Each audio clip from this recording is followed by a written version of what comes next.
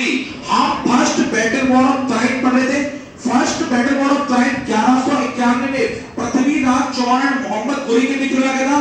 इस युद्ध में पृथ्वीराज चौहान ने मोहम्मद गोरी को हरा दिया था, जबकि ट्राइन का सेकंड वॉर 1192 में पृथ्वीराज चौहान फिर मोहम्मद गोरी के बीच में लड़ा गया। लेकिन इस युद्ध में परिणाम क्या हो गया, बदल गया और मोहम्मद गोरी की क्या हो गई, जीत हो गई।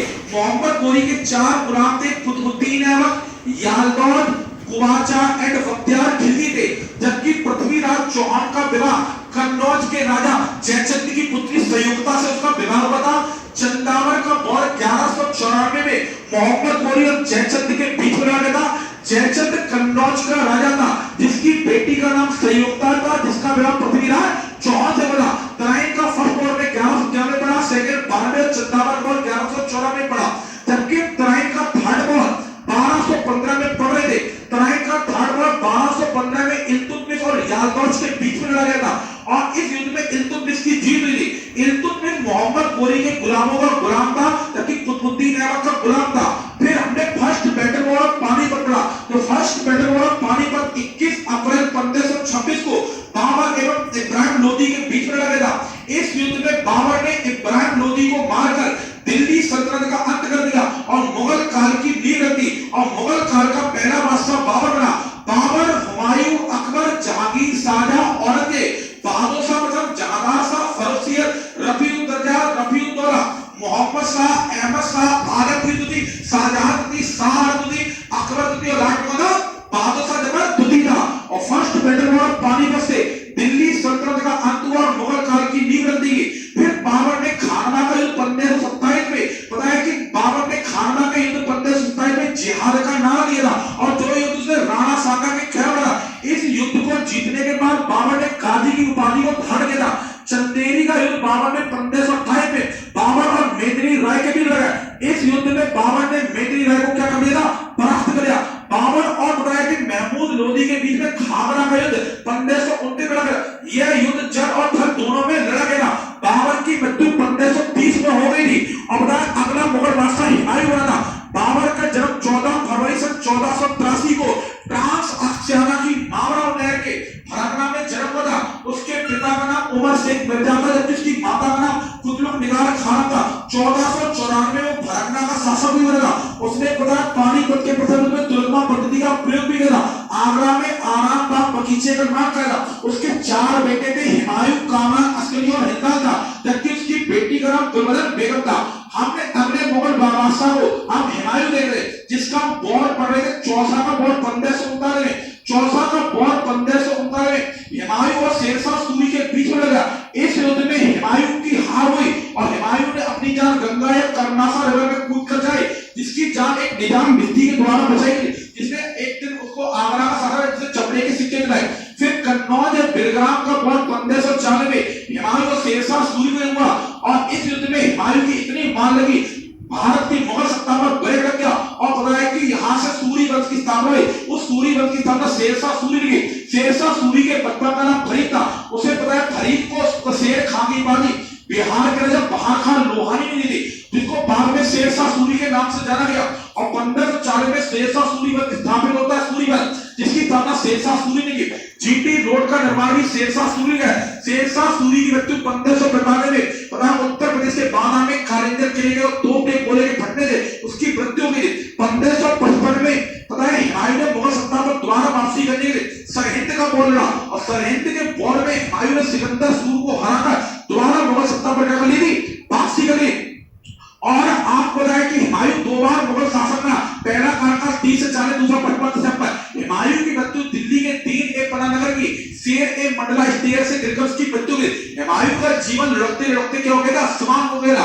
इन सब बातों के निकल गया अगला मुगल बादशाह अकबर बना, क्योंकि हुमायूं का बेटा अकबर था, जिसका जन्म 15 अक्टूबर 1542 को राणा अमरकोट के बीसार महल में अकबर का जन्म हुआ था। और आपको बताया कि अकबर का जन्म 15 अक्टूबर 1542 को राणा अमरकोट के बीसार महल में जन्म हुआ और 1556 में पानीपत का युद्ध हुआ। 5 नवंबर 1556 को अकबर और हिमू के बीच में लगा। अकबर का उस टाइम पर संरक्षक बैरम खान था।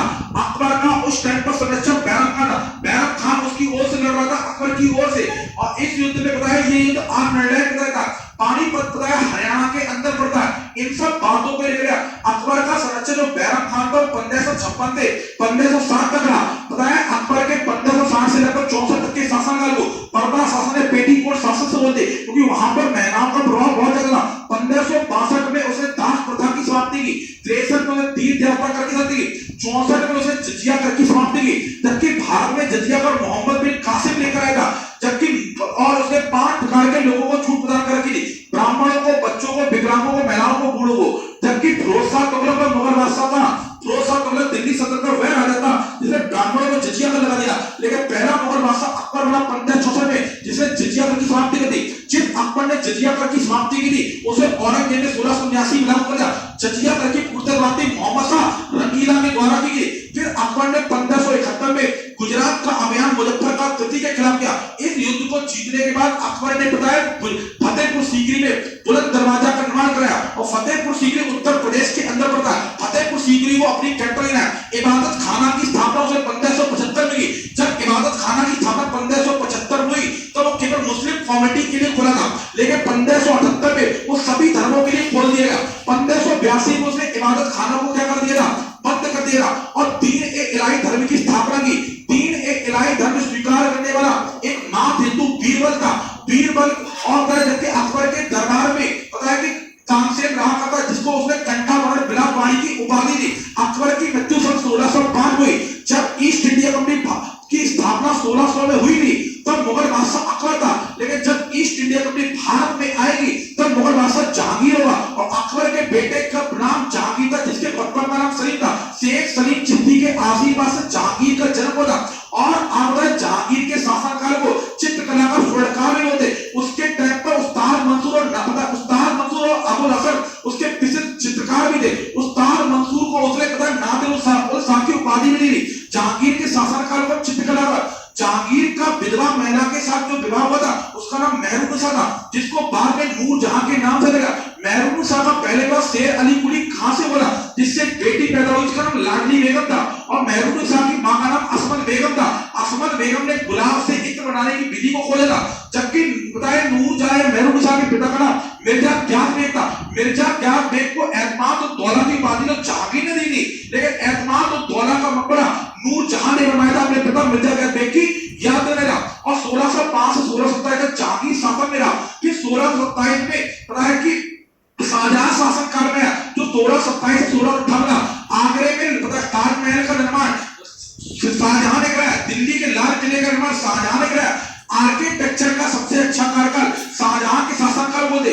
जहांगीर का बड़ा बेटा खुसरो था, जबकि शाहजहां का नाम क्या था, खुर्रम था।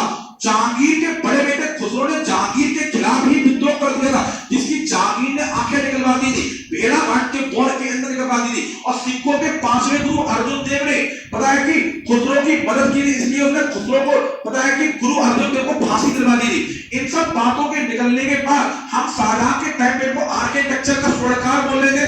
1657 से 27 से 1658 तक शासन करना।